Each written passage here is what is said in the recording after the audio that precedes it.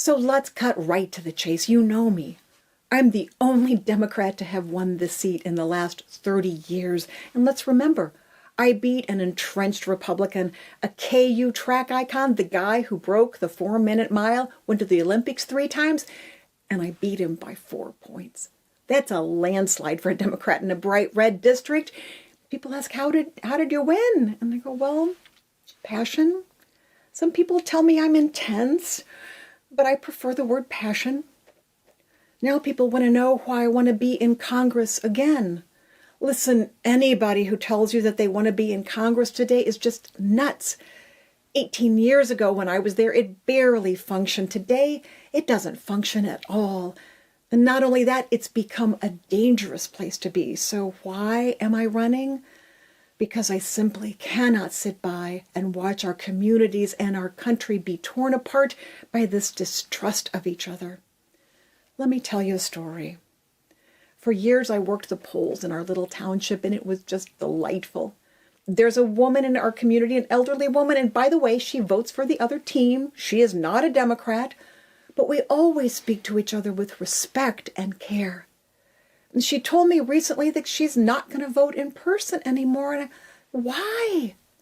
She said, well, the last time she voted, she had to vote next to an illegal immigrant, and it upset her so much. She says, I don't want to be that upset again. I did not know what to say to her.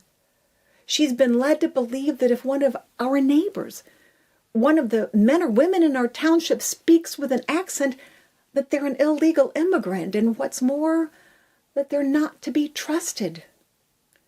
Derek Schmidt tells us that he's going to go to Congress and vote for a Republican bill to stop illegal immigrants from voting. As if that isn't already a law, Derek, you know better. You're an attorney. But your team has filed so many lawsuits with endless appeals. You've clogged up our courts, cost taxpayers millions of dollars for years and years. But all you have brought is allegations.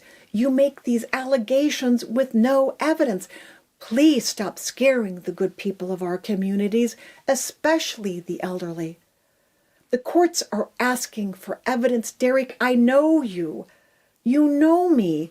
If you have any evidence, please do the right thing and take it to the courts. Please stop sowing the seeds of fear and distrust about our elections. It's doing real damage. So this campaign is basically going to be about one question. I'm going to ask you, and I mean like you. Are you ready to start the hard work of rebuilding trust in our country?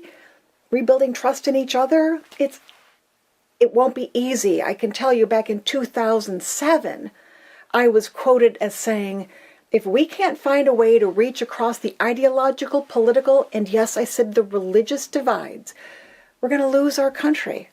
And look where we are today. So I want to make one thing real clear.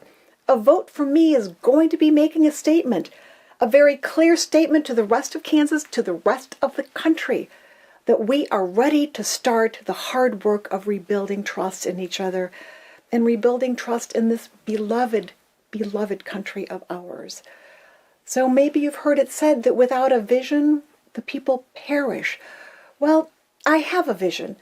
And that vision is that Kansas takes the leadership that it's taken so often before, the leadership to do the hard work of rebuilding trust. Because if we don't have trust, we don't get to have hope. And if we don't have trust in each other, we're going to lose this beloved country of ours. But remember, we're Kansans. Remember? We are Kansans. Ad astra, per aspera. To the stars through difficulty. That's who we are. We've done this before. And I promise you we can do this again.